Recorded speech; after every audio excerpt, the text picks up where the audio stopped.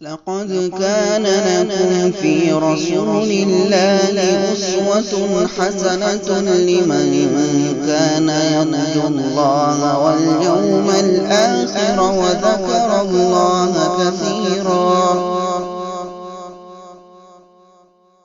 السلام عليكم ورحمة الله وبركاته. إن الحمد لله نحمده ونستعينه ونستغفره ونعوذ بالله من شرور أنفسنا ومن سيئات أعمالنا. من يهده الله فلا مضل له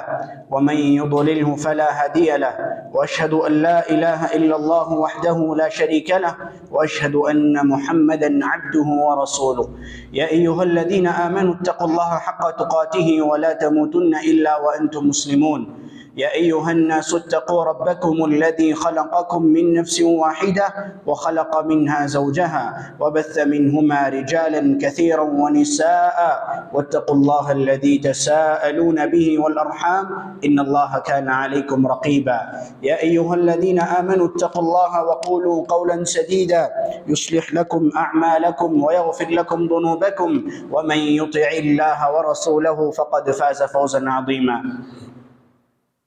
أما بعد فإن خير الحديث كتاب الله، وخير الهدي هدي محمد صلى الله عليه وسلم، وشر الأمور محدثاتها، وكل محدثة بدعة، وكل بدعة ضلالة، وكل ضلالة في النار.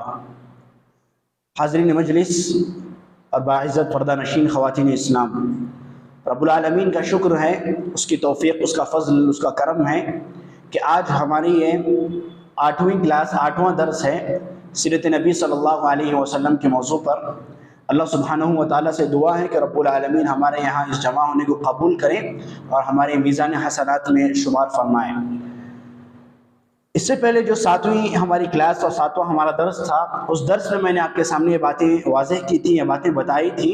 کہ نبی اکرم صلی اللہ علیہ وسلم اپنی حقیقی والدہ حلیمہ سعدیہ کے پاس حلیمہ سعدیہ سے واپس آ کر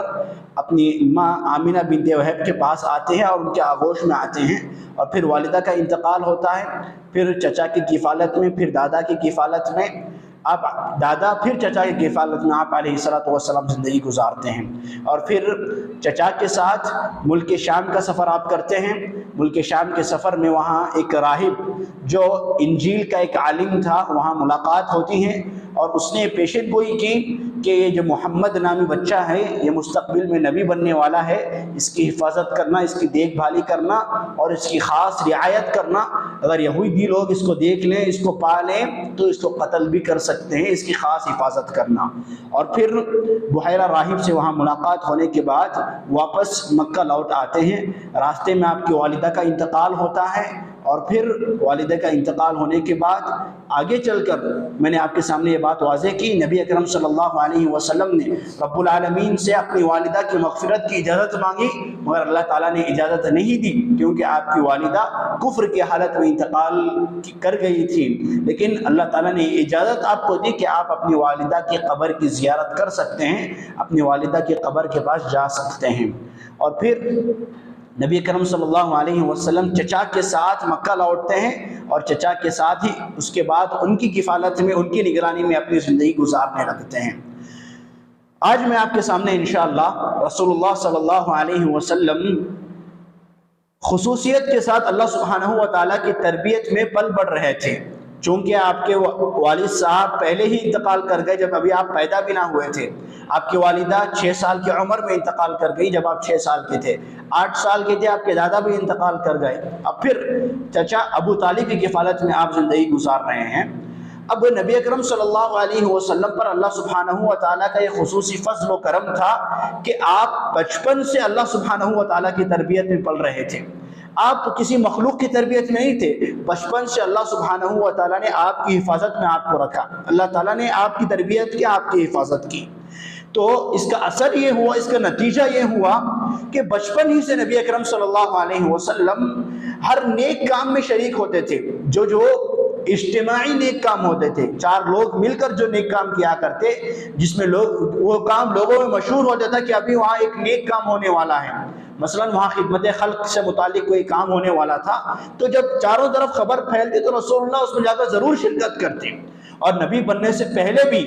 اللہ نے آپ کی ایسی حفاظت کی کہ آپ کو ہر برے کام سے اللہ سبحانہ و تعالیٰ نے محفوظ رکھا، آپ کی حفاظت کی۔ میں آج آپ کے سامنے چند نیک کاموں کا ذکر کروں گا جس میں نبی اکرم صلی اللہ علیہ وسلم نے اپنا ہاتھ بٹایا، اور ساتھ میں ایسے برے کاموں کا بھی ذکر کروں گا جس میں نبی کو اللہ سبحانہ و تعالیٰ نے بچائے رکھا تھا، نبی اس سے دور تھے، نبی نے اس میں حصہ نہیں لیا، جبکہ مکے میں رہنے والے دیگر باشندے اس میں حصہ لیے تھے، وہ اس میں شرکت کیے تھے، وہ اس میں شامل تھے، مگر اللہ نے نبی اکرم صلی اللہ علیہ وسلم کو محفوظ رکھا اور بچائے رکھا تھا۔ دیکھیں، سب سے پہلے اور ایک اہم اور واضح بات میں آپ کے سامنے یہ بتاؤں کہ ہم سیرت رسول صلی اللہ علیہ وسلم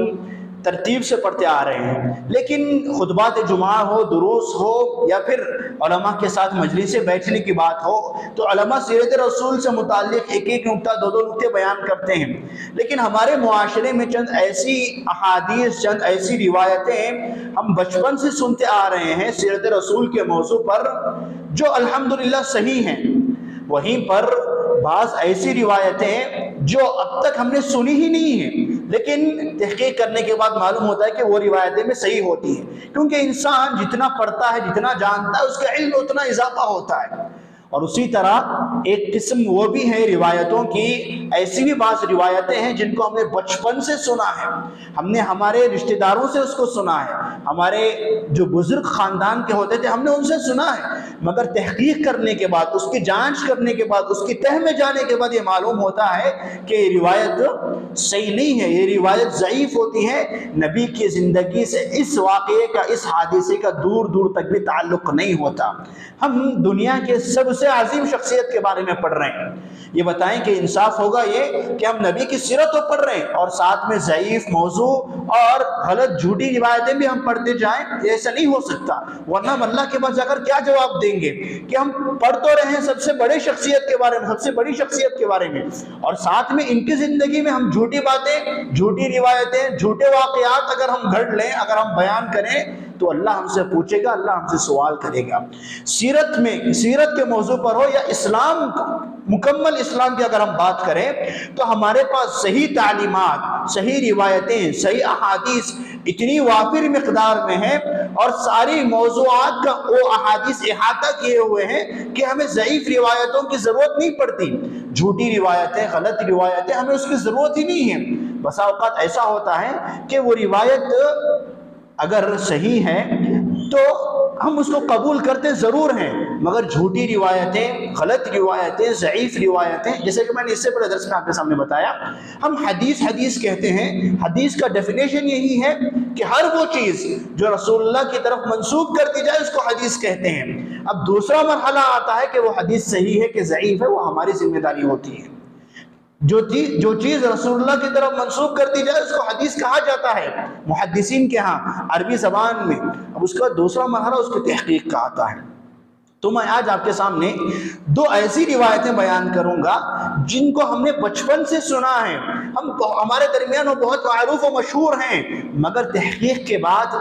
اس کی گہرائی میں جانے کے بعد یہ معلوم ہوتا ہے کہ روایت ضعیف اور جھوٹی روایت ہے، نبی کی زندگی سے اس کا کوئی تعلق نہیں ہوتا۔ سب سے پہلی روایت یہ کہ ہم نے بچپن سے سنا، ایک روایت ہے کہ نبی اکرم صلی اللہ علیہ وسلم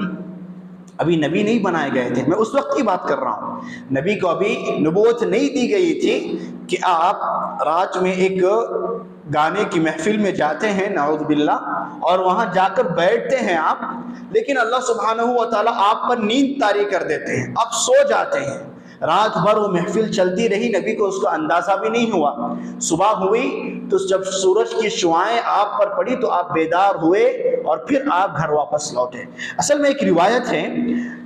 دلائل النبوہ امام بیہقی کی کتاب ہے، اس میں، اور امام ابن کثیر رحمۃ اللہ علیہ کی البدایہ والنہایہ میں یہ سب روایتیں مذکور ہیں۔ یہ روایت کیا ہے معلوم؟ اس میں یہ بات بیان کی گئی ہے کہ نبی صلی اللہ علیہ وسلم خود کہتے ہیں، علی بن ابی طالب رضی اللہ عنہ اس کے راوی حدیث ہیں، وہ خود کہتے ہیں کہ نبی نے فرمایا، میں نبوت سے پہلے میرے ایک ساتھی کے ساتھ بکریاں چرایا کرتا تھا، رات ہوئی تو میں نے دیکھا وہاں ایک مجلس منعقد کی گئی ہے، میں نے میرے ساتھی سے کہا کہ ان بکریوں کی تم حفاظت کر لینا، ان کی آج تم دیکھ بھالی کر لینا، میں اس مجلس میں شرکت کر کے آتا ہوں۔ نبی وہاں گئے صلی اللہ علیہ وسلم، وہاں جا کر بیٹھتے ہیں اور پوچھتے ہیں کہ یہ مجلس کیوں منعقد کی گئی ہے؟ تو کہنے والا ایک کہتا ہے کہ آج فلاں آدمی اور فلاں عورت کا نکاح ہوا ہے، تو اس خوشی کی مناسبت سے یہاں گانے گائے جا رہے ہیں یا موسیقی بجائی جا رہی ہے۔ تو نبی یہ سننے کے بعد وہاں بیٹھ جاتے ہیں۔ وہاں بیٹھنے کے بعد یہ ہوتا ہے کہ اللہ سبحانہ و تعالیٰ آپ پر نیند طاری کر دیتے ہیں، آپ سو جاتے ہیں، گہری نیند آپ سو جاتے ہیں،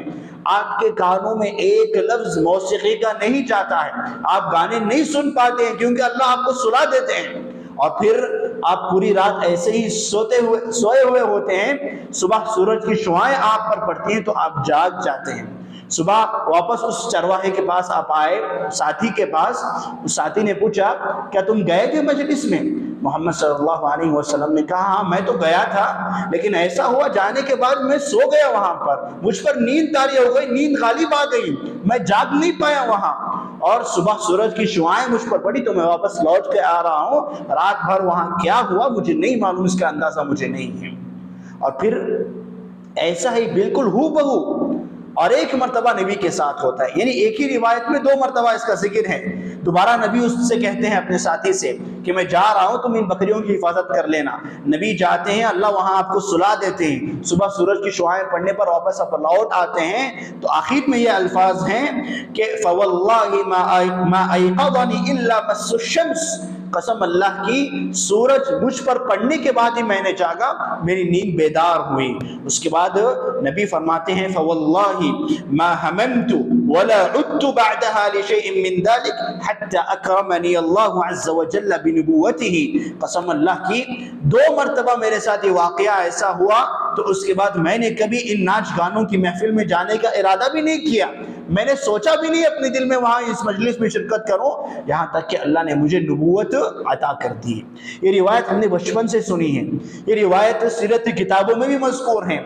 یہ اس لیے بیان کی جاتی ہے، یہ بتانے کے لیے کہ نبوت سے پہلے بھی اللہ سبحانہ و تعالیٰ نے آپ کو برائی کے کاموں سے محفوظ رکھا تھا۔ یہ ہمارا عقیدہ ہے، ہم مانتے ہیں کہ اللہ نے محفوظ رکھا تھا، مگر اس کا مطلب یہ نہیں کہ اس سے متعلق جو بھی روایتیں ہمیں ملے، جو بھی احادیث ہم کو ملے، ہم اس کو تسلیم کرتے چلے جائیں، یہ بات قابل قبول نہیں ہوگی۔ اب اس روایت کو امام ابن کثیر رحمۃ اللہ علیہ نے بھی البدایہ والنہایہ میں ذکر کیے ہیں۔ وہ خود کہتے ہیں، اس روایت کو نقل کرنے کے بعد، اس روایت کو وہاں لکھنے کے بعد ابن کثیر رحمۃ اللہ علیہ خود لکھتے ہیں کہ وَهَذَا حَدِيثٌ غَرِيبٌ جِدًّا وَقَدْ يَكُونُ عَنْ عَلِيٍّ نَفْسِهِ وَيَكُونُ قَوْلُهُ فِي آخِرِهِ حَتَّى أَكْرَمَنِي اللَّهُ عَزَّ وَجَلَّ بِنُبُوَّتِهِ مُقْحَمًا، کہ کہتے ہیں کہ یہ روایت بہت عجیب ہے، بہت غریب ہے۔ یہ روایت محدثین کے ہاں معروف نہیں ہے، یہ روایت قابل حجت نہیں ہے، یہ روایت صحیح نہیں ہے، ہم اس کو تسلیم نہیں کریں گے کیونکہ یہ روایت ہم کو صحیح انداز میں نہیں پہنچی ہے۔ ابن کثیر رحمۃ اللہ علیہ نے یہ لکھا، اور اس دور کے سب سے بڑے محقق علامہ ناصر الدین البانی رحمۃ اللہ علیہ، فقہ السیرہ، امام غزالی کی کتاب پر آپ نے تحقیق کی تو آپ نے وہاں لکھا حدیث ضعیف، یہ حدیث کیا ہے؟ ضعیف ہے، قابل حجت یہ حدیث نہیں ہے ہمارے لیے، آپ نے بہت مفصل وہاں لکھا۔ اور پھر اس زمانے میں سیرت کی ایک کتاب ہے جس کو علماء سب سے صحیح کتاب مانتے ہیں، صحیح السیرہ النبویہ، اس کے رائٹر ہیں، اس کے مؤلف ہیں دکتور ضیاء اکرم ضیاء عمری حفظہ اللہ، وہ ابھی باحیات ہیں۔ ان کی ایک کتاب ہے سیرت کے موضوع پر سب سے صحیح کتاب اس دور میں مانی جاتی ہے۔ انہوں نے اس روایت کو نقل کیا، اس کے طرف اشارہ کیا اور کہا کہ وَقَدْ وَرَدَتْ رِوَایَاتٌ ضَعِیفَةٌ تُفِیدُ أَنَّ اللَّهَ تَعَالَى عَصَمَهُ مِنْ سِمَاعٍ وَمُشَاهَدَةِ الْأَعْرَاصِ فِي صَبَاحِ يَوْمٍ أَنَّهُ كَانَ يَرْعَى الْغَنَمَ۔ وہ کہتے ہیں کہ ہمارے پاس بعض ضعیف اور موضوع روایتیں، جھوٹی روایتیں ہمیں ملتی ہیں جس میں یہ بات بیان کی گئی ہے کہ اللہ نے نبی صلی اللہ علیہ وسلم کو نبوت سے پہلے بچا لیا تھا ناچ گانوں کی محفلوں سے، جب آپ بکریاں چرایا کرتے تھے۔ تو آپ نے کہا کہ یہ روایت صحیح نہیں ہے۔ دیکھیں، سیرت رسول کے موضوع پر پڑھتے ہیں، ہم جو کچھ بھی روایت سنیں پہلے اس کی تحقیق اور اس کے تہ تک پہنچنی چاہیے کہ روایت صحیح ہے کہ ضعیف ہے۔ یہ روایت ہم نے بچپن سے سنا ہے، بہت معروف ہے ہمارے درمیان یہ روایت، لیکن اس روایت سے متعلق یہ بات سیرت نگار کے مؤلفین لکھتے ہیں کہ یہ روایت درست اور صحیح نہیں ہے۔ کیونکہ دیکھیں ہم نبی کی سیرت پڑھ رہے ہیں، جب ہم دنیا کے سب سے سچے انسان کی سیرت پڑھنے جا رہے ہیں تو سچی روایتیں، سچی باتیں ہی ہم بیان کریں گے، سچی باتیں ہی ہم پیش کریں گے، ہم پڑھیں گے انشاءاللہ، لیکن پڑھنے کو جانے کو ہم ساری چیزیں جانیں گے تاکہ معلوم ہو یہ روایت ضعیف ہے۔ ابھی میں نے آپ کے سامنے یہ روایت بیان کی، اگر آپ مستقبل میں کبھی فیوچر میں اس کو سنیں گے نا تو آپ کو معلوم ہونا چاہیے کہ یہ روایت نبی کی زندگی سے اس کا کوئی تعلق نہیں ہے۔ نبی نے ناچ گانوں کی محفل میں کبھی شرکت کا ارادہ کیا ہی نہیں، نبی وہاں گئے ہی نہیں۔ اللہ سبحانہ و تعالیٰ نے آپ کو بچایا، آپ کی تربیت ضرور کی، مگر آپ ناچ گانوں کی محفل میں جائے ہوں، وہاں سو گئے ہوں، ایسا کوئی صحیح روایت ہمیں نہیں ملتی۔ یہ تھی پہلی روایت۔ ایک دوسری روایت ہے، دوسری روایت ایک جنگ سے متعلق ہے۔ نبی صلی اللہ علیہ وسلم 20 سال کے عمر کے تھے، ایک جنگ مکے کے لوگوں کے درمیان پیش آئی، اس کا نام تھا جنگ فجار۔ فا کو زیر دے کر ہم پڑھیں گے جنگ فجار، ٹھیک ہے؟ یہ جنگ پیش آئی تھی، اور اس جنگ کا مقصد کیا، یہ جنگ کیوں پیش آئی تھی معلوم؟ اصل میں یہ جنگ جو ہے نا حرمت والے مہینوں میں پیش آئی تھی۔ کفار مکہ جو ہے نا حرمت والے مہینوں کا خیال رکھتے تھے، یعنی جو بھی حرمت والے مہینے ہیں وہ ان میں قتل و غارت کی لڑائی جھگڑا نہیں کرتے تھے، اپنے ہاتھ کو روک لیتے تھے، لیکن یہ جنگ حرمت والے مہینوں میں انہوں نے لڑی۔ ان کے پاس اتنا غصہ تھا، اتنا جوش تھا ان کے پاس کہ حرمت والے مہینوں کا لحاظ انہوں نے نہیں رکھا۔ حرمت والے مہینے آئے تو انہوں نے ان مہینوں میں بھی اس جنگ کو لڑا۔ اب یہ فجار نام کی 4 جنگیں پیش آئی تھی۔ فجار نام کی سیرت میں 4 جنگیں مذکور ہیں، ایک ہے بدر بن معشر، دوسری فجار القرد، تیسرا فجار المرأة، چوتھی ہے فجار البراز۔ یہ جو چوتھی ہے فجار البراز، اس میں نبی صلی اللہ علیہ وسلم شریک تھے، ایسا علماء لکھتے ہیں، سیرت کے مؤلفین لکھتے ہیں۔ یہ جنگ تو پیش آئی تھی، واقعہ صحیح ہے، جنگ ہوئی تھی، لیکن نبی نے اس جنگ میں حصہ لیا ہو، نبی اس جنگ میں شرکت کیے ہو، ایسی کوئی صحیح روایت ہم تک نہیں پہنچتی، ایسی کوئی صحیح روایت ہمارے تک نہیں پہنچی۔ دیکھیں اس کا پس منظر کیا تھا، یہ جنگ کیوں منعقد ہوئی کفار کے درمیان؟ نعمان بن منذر ایک شخص تھا، ایک سردار تھا، حیرہ نامی ایک مقام تھا، حیرہ نامی مقام کا ایک سردار نعمان بن منذر تھا، اور یہ جو ہے نا تجارت کا اپنا قافلہ، تجارت کا اپنا سامان، عکاظ ایک منڈی تھی وہاں ایک تجارت کا بازار لگتا تھا، عکاظ اس کا نام تھا، وہاں سے گزارتا تھا، یعنی اس کا جو قافلہ تھا تجارتی، عکاظ نام کی بستی سے گزرنا ہوتا ہے اس قافلے کو، لیکن وہاں تک پہنچنے کے لیے، وہاں تک جانے کے لیے درمیان میں بہت خطرہ اس کو تھا، بہت سے صحرا سے اس کو جانا ہوتا، وہاں سے گزرنا ہوتا، لوگ وہاں لوٹ مار کر لیتے، وہاں چوری کر لیتے، وہاں ڈاکہ ڈال لیتے۔ تو یہ کیا کرتا معلوم؟ جو بھی مکے کا ایک بڑا سردار ہوتا،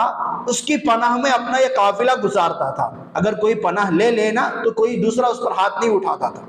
تو اسی طرح اس سال بھی جب نبی صلی اللہ علیہ وسلم 20 سال کے تھے، نبوت سے 20 سال پہلے کا واقعہ ہے، جب نبی کی عمر صرف 20 سال کی تھی،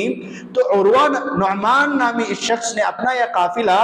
عروہ نام کے ایک سردار کی نگرانی میں گزارا۔ یعنی عروہ نے یہ ذمہ داری لی کہ تم قافلہ یہاں سے گزارو، اب اس قافلے پر کوئی ڈاکہ نہیں ڈالے گا، کوئی یہاں سے مال چوری نہیں کرے گا، یہ میری ذمہ داری ہے۔ عروہ نے یہ ذمہ داری لی۔ جب عروہ نے یہ ذمہ داری لی تو براز نام کا ایک شخص تھا، اس کو غصہ آ گیا کہ اس نے ذمہ داری کیوں لی، اس نے ذمہ داری کیوں لی، اس کو غصہ آیا تو اس نے جا کر سردار ہی کو مار دیا۔ تو اس نے سردار کو مارا، تو اس وجہ سے جنگ پیش آئی، جنگ فجار اور جنگ براز، فجار براز، ٹھیک ہے؟ اب نبی صلی اللہ علیہ وسلم اس کی عمر 20 سال ہے۔ سیرت کی کتابوں میں یہ سب واقعات مذکور ہیں۔ ایک روایت ہے اصل میں الطبقات الکبریٰ کی، اس میں نبی صلی اللہ علیہ وسلم خود کہتے ہیں، دیکھیں میں حدیث کہہ رہا ہوں، حدیث صحیح ہے غلط ہے میں آپ کو بعد میں بتاؤں گا، بس میں حدیث کہہ رہا ہوں آپ کے سامنے۔ ایک حدیث ہے اس میں خود نبی کہتے ہیں کہ وَقَدْ حَضَرْتُهُ مَعَ عُمُومَتِي، میں میرے چچا کے ساتھ اس جنگ میں شریک تھا، وَرَمَيْتُ فِيهِ، میں بھی تیرے مار رہا تھا، بِأَسْهُمٍ وَمَا أُحِبَّ، وما احب انی لم اکن فعلت، اور مجھے آج پچھتاوا ہوتا ہے، میں آج افسوس کرتا ہوں کہ کاش میں اس جنگ میں شریک نہ ہوتا۔ یہ روایت ہے، مگر یہ روایت کیا ہے؟ صحیح نہیں ہے، یہ روایت ضعیف ہے، جھوٹی روایت ہے۔ اسی روایت کے بل بوتے پر علماء اور مفسرین یہ کہتے ہیں کہ نبی صلی اللہ علیہ وسلم اس جنگ میں شریک تھے۔ اب اس روایت سے متعلق ایک عالم دین ہے، ان کا نام ہے، وہ مشہور ہے ابن سید الناس کے نام سے، وہ کہتے ہیں کہ وَزَعَمَ أَنَّ النَّبِيَّ صلی اللہ علیہ وسلم لم يقاتل فیہا، صحیح اور درست بات یہ ہے، صحیح احادیث کی روشنی میں بات یہ ہے کہ نبی نے اس جنگ میں حصہ نہیں لیا، جنگ فجار میں نبی نے اپنا ہاتھ نہیں بٹایا، نبی اس میں شریک نہیں تھے۔ یہ جنگ ہوئی ضرور تھی، مگر نبی وہاں گئے ہو، نبی اس جنگ میں شریک تھے، ایسی کوئی صحیح روایت ہمیں نہیں ملتی۔ ابھی میں نے کہا نا، دکتور اکرم ضیاء جو سیرت کتاب کے رائٹر ہیں، انہوں نے کہا کہ وَلَمْ يَثْبُتْ، ایسا ثابت ہی نہیں ہے کوئی بھی صحیح روایت میں، کسی بھی صحیح روایت میں یہ بات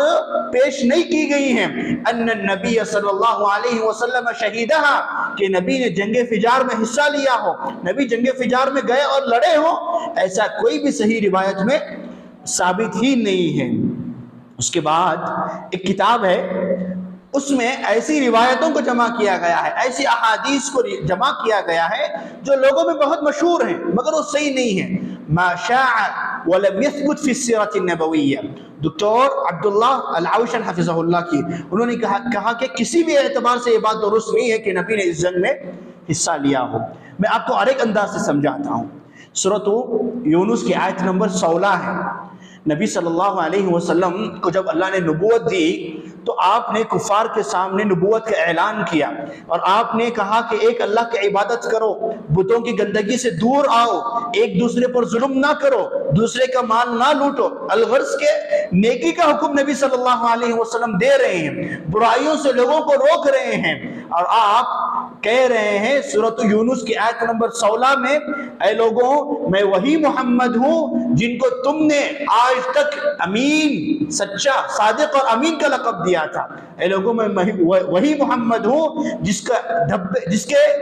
عزت پر کبھی تم نے آنچ نہیں دیکھی ہے، میں وہی محمد ہوں جس کو آج تک تم نے امین اور صادق پایا ہے، میں وہی محمد ہوں کہ اے لوگوں جو کبھی جھوٹ نہیں بولتا تھا، میں وہی محمد ہوں جس نے کبھی چوری نہیں کی، اے لوگوں میں وہی محمد ہوں جس کے زندگی کے 40 سال تمہارے سامنے ہیں، بتاؤ کہ ان 40 سال میں کیا میں نے کبھی غلط کام کیا ہے؟ کیا میں نے کبھی برائی میں حصہ لیا ہے؟ نبی نے فرمایا، اللہ سے قرآن میں اس کا نقشہ کھینچا، فَقَدْ لَبِثْتُ فِيكُمْ عُمُرًا مِّن قَبْلِهِ أَفَلَا تَعْقِلُونَ، اے لوگوں میں نے اپنی زندگی کے 40 سال تمہارے سامنے گزارے ہیں، میری زندگی کے 40 ورق تمہارے سامنے کھلے ہیں، بتاؤ ان 40 ورق میں کہیں ایسا کالا نقطہ اور کالا دھبا میری زندگی پر ہے؟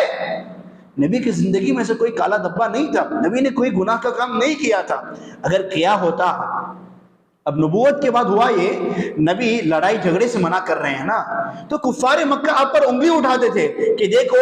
نبی بننے سے پہلے تم نے جنگ فجار میں حصہ لیا، اور آج نبی بننے کے بعد تم روک رہے ہو، اور خود کہہ رہے ہو فَقَدْ لَبِثْتُ فِيكُمْ عُمُرًا مِّن قَبْلِهِ أَفَلَا تَعْقِلُونَ، میں نے 40 سال تمہارے درمیان زندگی گزاری، کبھی میں نے غلط کام اور برائی کا کام نہیں کیا، اور آج تم مجھے غلط اور مجرم ٹھہرا رہے ہو۔ تو اس لحاظ سے بات معلوم ہوتی ہے کہ نبی نے جنگ فجار میں حصہ نہیں لیا، کیونکہ یہ جنگ تھی، یہ برائی کا کام تھا، اور اللہ نے آپ کو ہر برائی کے کام سے محفوظ رکھا تھا۔ یہ تھی ایک بات کہ نبی کو اللہ سبحانہ و تعالیٰ نے برے کاموں سے محفوظ رکھا تھا۔ اب دوسرا پہلو آتا ہے کہ نبی بننے سے پہلے نبی اکرم صلی اللہ علیہ وسلم کو اللہ نے نیک کاموں میں آگے بڑھایا، نیک کاموں میں آپ حصہ لیتے تھے۔ جنگ فجار اور اس کے ساتھ مفسرین اور ایک موضوع بیان کرتے ہیں، حلف الفضول اس کا نام ہے۔ کیا ہے حلف الفضول؟ اس کا مطلب کیا ہے؟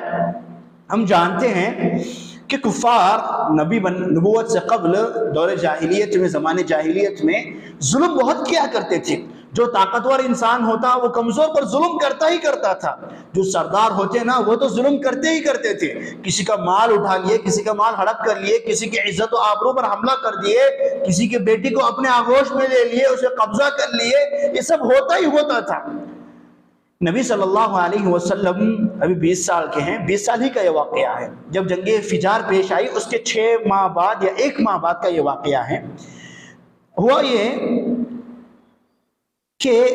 زبید قبیلے کا ایک آدمی، یعنی یمن کا ایک قبیلہ ہے یہ، یہاں کا ایک آدمی تجارت کا مال لے کر مکہ پہنچا تجارت کرنے کے لیے۔ جب مکہ پہنچا تو مکے کا ایک ظالم سردار تھا، اس کا نام تھا عاص ابن وائل۔ اس نے کیا کیا معلوم، اس سے مال لے لیا، یعنی جو مال تھا، سامان تھا تجارت کا، اس سے خرید لیا، مگر خریدنے کے بعد جو پیسے ادا کرنے تھے، جو قیمت ادا کرنی تھی، اس نے ادا نہیں کی، کیونکہ وہ سردار تھا، اس کے پاس پاور تھا، طاقت تھی، تو اس نے اس کا استعمال کیا، مال لے لیا، خرید لیا، مگر اس کے پیسے ادا نہیں کیے اس کو۔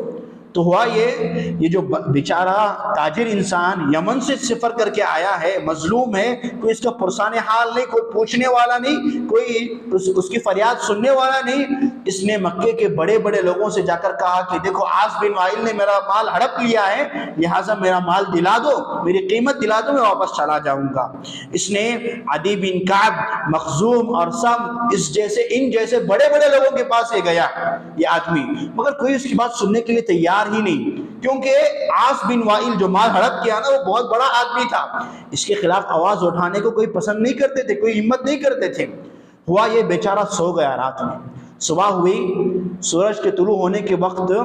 یہ پہاڑ پر چڑھا، پہاڑ پر چڑھنے کے بعد اس نے اتنے زبردست اشعار پڑھے کہ زبیر بن عبد المطلب رضی اللہ عنہ کو جذبہ آیا اور ان کے اندر غیرت جاگ اٹھی۔ انہوں نے کہا کہ مظلوم بیچارہ یمن سے آیا ہے، اس پر ظلم کیا جا رہا ہے اور ہماری طاقت میں ہے، ہمارے بس میں ہے، اور ہم اس کو یوں ہی چھوڑ دیں، یوں ہی بے یار و مددگار اس کو ہم چھوڑ دیں، ایسا نہیں ہوگا۔ تو کیا کیا انہوں نے، مکے کے بڑے بڑے لوگ ہاشم، زہرہ، تیم بن مرہ اور زبیر بن عبد المطلب، یہ 4 لوگ انہوں نے کیا کیا، عبداللہ بن جدعان کے گھر میں جمع ہوئے۔ ایک شخص تھے عبداللہ بن جدعان، عائشہ رضی اللہ عنہ کے رشتہ دار تھے یہ، عبداللہ بن جدعان کے گھر میں جمع ہوئے۔ جمع ہونے کے بعد ایک معاہدہ کیا، ایک انجمن قائم کی، ایک مجلس قائم کی، اور اس میں یہ بات طے کی کہ سمندر میں جب تک ایک قطرہ پانی باقی رہے گا، جب تک ہم مکے کی اس سرزمین میں لوگوں کو انصاف دلائیں گے، مکے کی اس سرزمین میں لوگوں پر ظلم نہیں ہونے دیں گے، مکے کی سرزمین میں جن جن پر ظلم ہوگا ہم ان کی مدد کریں گے، مظلوم کو اس کا حق دلائیں گے، ظالم سے اس کا ہاتھ روکیں گے۔ انہوں نے ایک انجمن قائم کی، ایک ٹیم بنائی، اور اس کا نام انہوں نے رکھا حلف الفضول۔ یہ نیک کام ہے نا، ظاہر سی بات ہے، مظلوم کی مدد کرنا ایک اچھا کام ہے، ایک نیک کام ہے، اور اس کام میں خود نبی صلی اللہ علیہ وسلم بھی شریک تھے۔ نبی 20 سال کے ہیں، اللہ نے آپ کو اس کام میں، اس کار خیر میں آپ کا حصہ بٹایا، اللہ نے آپ کو ایسا ماحول وہاں کریٹ کیا کہ آپ اس کام میں شریک تھے۔ نبی صلی اللہ علیہ وسلم خود کہتے ہیں نبی خود کہتے ہیں صلی اللہ علیہ وسلم کہ شہدت حلف المطیبین مع عمومتی وانا غلام،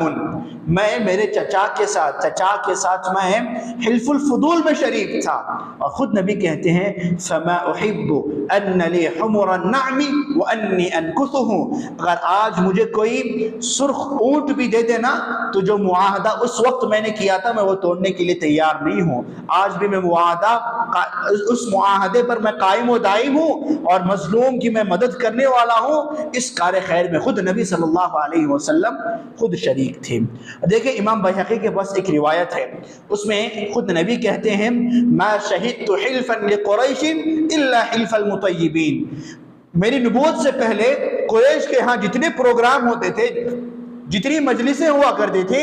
ان میں سے میں صرف حلف الفضول میں شریک تھا، اس کے علاوہ میں کسی اور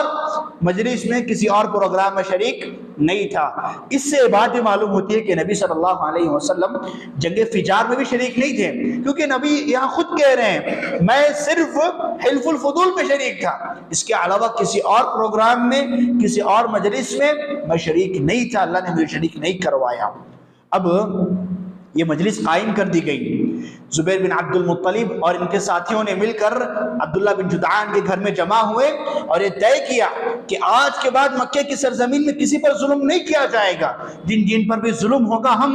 ظالم سے اس کو بدلہ لے کر مظلوم کو دیں گے اور مظلوم کی ہر ہمیشہ مدد کریں گے۔ اس کے اچھے نتائج مکے میں ظاہر ہونے لگے۔ الروض الانف کے مؤلف امام سہیلی رحمۃ اللہ علیہ نے ایک روایت نقل کی ہے۔ اس روایت میں کیا ہے معلوم، ایک عورت آئی تھی، ایک عورت یا ایک مرد عمرہ کرنے کے لیے کعبۃ اللہ آئے تھے، اور اس کی ایک خوبصورت بیٹی بھی تھی۔ جب عمرہ سے فارغ ہوئے تو وہاں کا ایک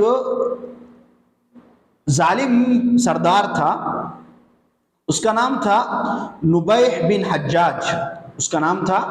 نبیح بن حجاج۔ تو اس نے کیا کیا معلوم، وہ جو خوبصورت لڑکی تھی نا، اس کو پکڑ لیا انہوں نے، اس کو بند کر لیا، اس کو لے کر اپنے قابو میں رکھ لیا۔ بیچارہ وہ عورت یا وہ مرد جو بھی عمرہ کے لیے آئے تھے یا حج کے لیے، وہ آوازیں دے رہے ہیں میری مدد کرو، اس نے میری بیٹی کو اپنے قبضے میں لے لیا ہے۔ کوئی اس بات سننے کے لیے تیار ہی نہیں۔ ایک شخص نے اس سے کہا کہ دیکھو تم جانا اور حلف الفضول کا حوالہ دے کر، کس کا؟ حلف الفضول کا حوالہ دے کر لوگوں سے مدد طلب کرنا، سارے لوگ تمہاری مدد کرنے کے لیے آمادہ آ جائیں گے، سارے لوگ تمہاری مدد کرنے کے لیے سامنے آئیں گے۔